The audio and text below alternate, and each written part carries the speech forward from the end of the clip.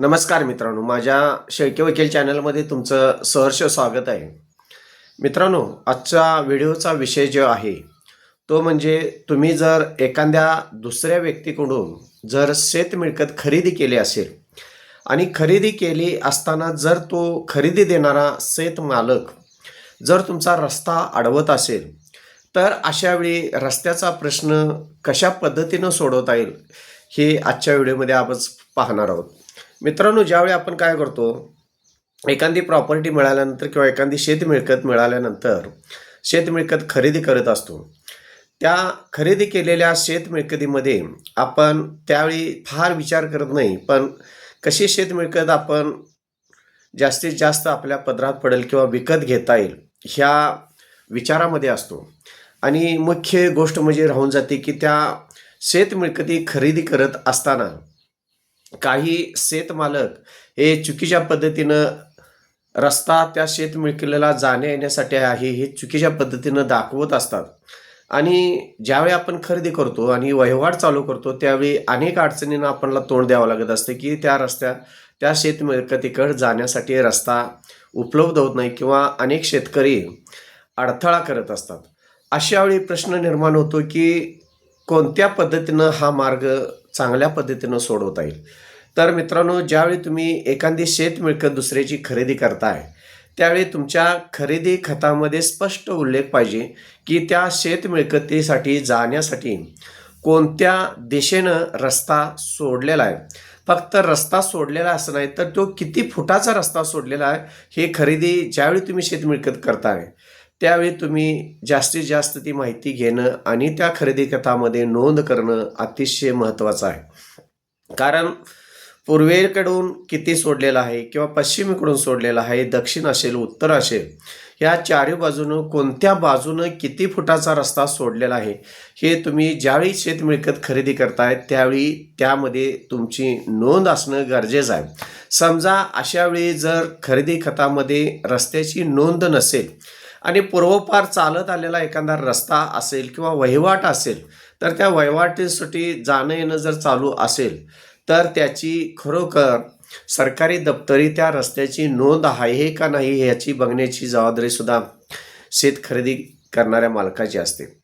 त्यामुळं महत्त्वाची गोष्ट यामध्ये कोणती असेल तर एखादी शेत मिळकत खरेदी करत असताना तुम्ही त्या शेत मिळकतीला जाण्या येण्यासाठी कोणत्या बाजूनं किती फुटाचा रस्ता सोडलेला आहे हे पाहणं गरजेचं आहे. मेन मुद्दा आजच्या व्हिडिओचा आहे, समजा एखाद्या शेतकऱ्यानं शेत मिळकत तुम्हाला खरेदी दिलेला आहे आणि त्याच शेतकऱ्यानं तुमचा रस्ता अडवलेला असेल तर महत्त्वाची गोष्ट म्हणजे ज्यावेळी तुमचं खरेदीपत्र झालं त्यावेळी तुमच्या खरेदीपत्रामध्ये त्या शेत मिळकतीसाठी जाण्या येण्यासाठी रस्ता सोडलेला आहे का नाही याची आधी नोंद तुम्ही पहा. समजा सदरचा शेतकरी जो विक्री केलेली शेत मिळकत आहे तो शेतकरी जर तुम्हाला रस्ता देत नसेल तर अशावेळी महाराष्ट्र जमीन महसूल कायद्यानुसार कलम 143च्या तुम्ही तहसीलदार यांच्याकडं रितसर अर्ज करून तुम्हाला किती फुटाचा रस्ता जाण्या येण्यासाठी कोणत्या वाहतुकीनं तुम्ही करणार आहे त्यासाठी तुम्ही मागू शकता. एक म्हणजे फार महत्त्वाची गोष्ट म्हणजे तुम्ही तहसीलदार यांच्याकडं पायवाट मागू शकता, तो तुमचा हक्क आणि अधिकार आहे. त्याचबरोबर तुम्हाला 5 पेक्षा जास्त फुटाचा रस्ता हवा असेल तर तुम्हाला दिवाणी न्यायालयामध्ये तुम्हाला दाद मागावी लागेल आणि तुम्हाला तुमचा रस्ता कायदेशीररित्या तुम्हाला मिळू शकतो.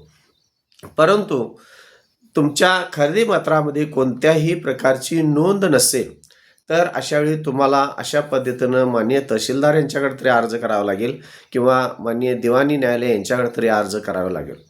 जर एखादी वहिवाट त्या रस्त्याला सोडलेली असेल तुमच्या शेतमिळकतीला जाण्यासाठी तर ती वहिवाट किती फुटाची आहे, किती पूर्वपार आहे, विना अडथळा आहे का नाही याची तुम्हाला पूर्णपणे चौकशी करावी लागेल. त्या पद्धतीनं जर तुम्हाला तुमच्या शेत मिळकतीकडे जाण्या येण्यासाठी अडथळा निर्माण तो शेतकरी करत असेल तर ह्या दोन्ही मार्गाने जाता आला पाहिजे. त्याचबरोबर तिसरा महत्त्वाचा मार्ग म्हणजे तुमच्या शेत मिळकतीसाठी जाण्या येण्यासाठी जर सरकारी वाट असेल किंवा काही रस्ता सोडलेला असेल अनेक शेतकऱ्यांनी आणि समजा तुम्ही शेत मिळकत खरेदी केलं त्यावेळी जर इतर शेतकरी तुम्हाला अडवण्याचा प्रयत्न करत असतील तर तुम्ही मामलेदार कोर्ट ॲक्ट कलम 5 प्रमाणे तुम्ही रस्ता खुला करून किंवा जो रस्ता आहे त्यामध्ये अडथळा करू नये म्हणून मनाईसुद्धा तुम्ही तहसीलदार यांच्याकडून मागू शकता किंवा अन्य पर्याय तुम्ही दिवाणी न्यायालयामध्ये सुद्धा अडथळा हरकत करू नये म्हणून किंवा रस्ता खुला करून देण्यात यावा म्हणून तुम्ही माननीय न्यायालय यांच्याकडे सुद्धा अर्ज करू शकता. त्याचबरोबर रस्ता जर अडवलेला असेल तर एक रितसर तुम्ही जवळचे पोलीस स्टेशन तुमच्या कार्यक्षेत्रात असेल त्या पोलीस स्टेशनला सुद्धा तुम्ही अर्ज करून तुमचा रस्ता खुला करून घेऊ शकता.